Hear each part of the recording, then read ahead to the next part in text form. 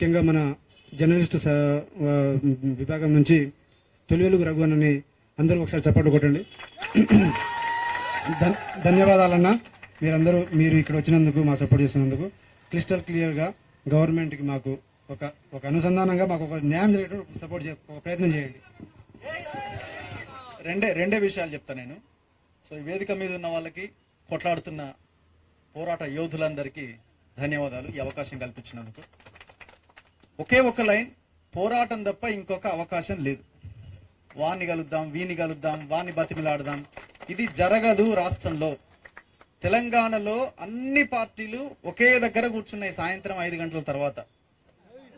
ఒకరోజు BRS party farm house లో కూర్చుంటారు, ఇంకోసారి కాంగ్రెస్ అయిన ఫామ్ హౌస్ లో కూర్చుంటారు, ఇంకోసారి బీజేపీ అయిన ఫామ్ హౌస్ లో కూర్చుంటారు. సాయంత్రం 5 లోపు వీళ్ళంతా కొట్లాడతారు ఆయా పార్టీల ఆఫీసుల్లో. 5 తర్వాత అందరూ ఒక చోట జమ అవుతారు. ఆ జమ ఏమేమి సంపాదించాలి, ఇవాళ జేబులలో ఏం నిండింది, రేపొద్దున ఏం చేద్దాం, ఈ ఎజెండాతో ఉంటారు. సో పోరాటం తప్ప వాళ్ళని మనము పొలిటికల్ గా ఖతం చేస్తున్నామనే ఆలోచన వచ్చినప్పుడే నిర్ణయం తీసుకుంటారు. ఇది మనం గుర్తుపెట్టుకోకపోతే ఉపయోగం లేదు.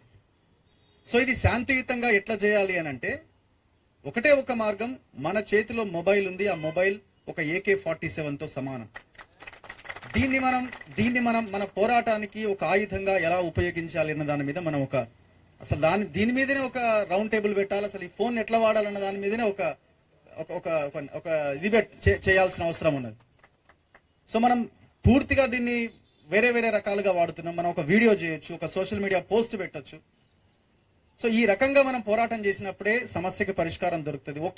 ఒకే ఒక్క పాయింట్, ఈ రాజకీయ పార్టీలని నిరుద్యోగులు ఓడించబోతున్నారు అని ఎప్పుడైతే ప్రభుత్వానికి ఒక అంచనాకు వస్తారో అప్పుడు నిర్ణయాలు వస్తాయి. సో రేవంత్ రెడ్డిని కూడా మనం అడిగేది, ముఖ్యమంత్రిని, 2 అంశాలకి ఆయన క్లారిటీ ఇవ్వాలి. ఒకటి, ఎన్నికలకు ముందు ఆంధ్రజ్యోతిలో, ఈనాడులో, మిగతా పేపర్స్ లో బ్యానర్ గా ఒక అడ్వర్టైజ్మెంట్ ఇచ్చారు కదా, దీని మీద నీ సమాధానం ఏంది, ఎన్ని ఉద్యోగాలు ఇచ్చినామని ఒక వైట్ పేపర్ రిలీజ్ చేయమని అడగాలి. రెండోది, గత ప్రభుత్వంలో ఇచ్చిన నోటిఫికేషన్లకి ఎన్ని కంప్లీట్ చేశారు, మీరు ఎన్ని నోటిఫికేషన్లకు అవకాశం ఇచ్చారు, ఇచ్చిన నోటిఫికేషన్లన్నీ ఎన్ని ఉద్యోగాలు కల్పించారు, ఒక వైట్ పేపర్ రిలీజ్ చేయండి. ఈ 2 డిమాండ్స్ పెట్టాలి. 3వ డిమాండ్, ఖచ్చితంగా ప్రభుత్వ ఉద్యోగాలు అందరికీ ఇవ్వలేరు. ఓకే, బానే ఉంది. మరి ప్రైవేటు రంగంలో ఉద్యోగాల సంగతి ఏంది? అసలు దాని మీద ఏమన్నా కార్యాచరణ ఉన్నదా?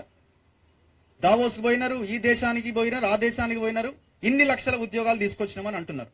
మేము ఎవ్రీడే అడిగేది ఒకటే, మీరు దావోస్కి వెళ్ళినామని అంటున్నారు, తర్వాత ఇంకో సింగపూర్కి వెళ్ళారు. మరి దావోస్ లో వెళ్ళిన దానికి ఎన్ని MOUలు కుదుర్చుకున్నారు, ఎన్ని ఉద్యోగాల మీద ఎన్ని ఉద్యోగాలు ఇస్తారని సంతకాలు చేశారు, ఆ కంపెనీ ఏ పొజిషన్ లో ఉంది?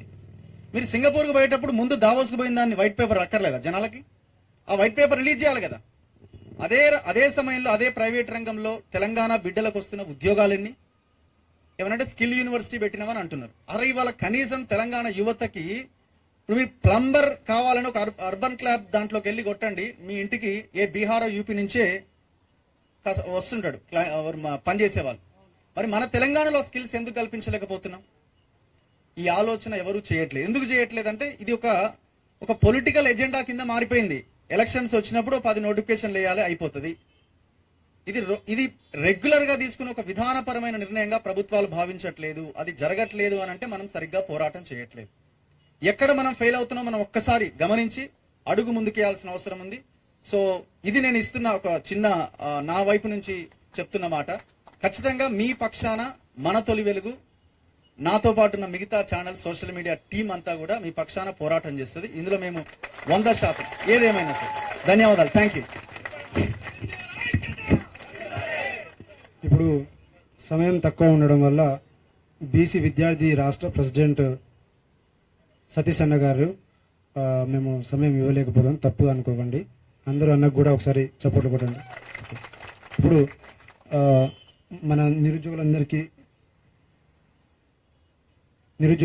అండగా ఇక్కడ దాకా వచ్చి మనకు ఆరోగ్యం బాగాలేకుండా సపోర్ట్ చేయడానికి వచ్చినటువంటి పెద్దలు ప్రసన్న హరికృష్ణ సార్ గారిని మాకు మద్దతుగా మాట్లాడుతూ మా యొక్క డిమాండ్స్ గవర్నమెంట్ దృష్టికి క్లీన్గా పోయేటట్టు ఒక ప్రయత్నం చేయాలని చెప్పేసి మేము కోరుతా ఉన్నాం.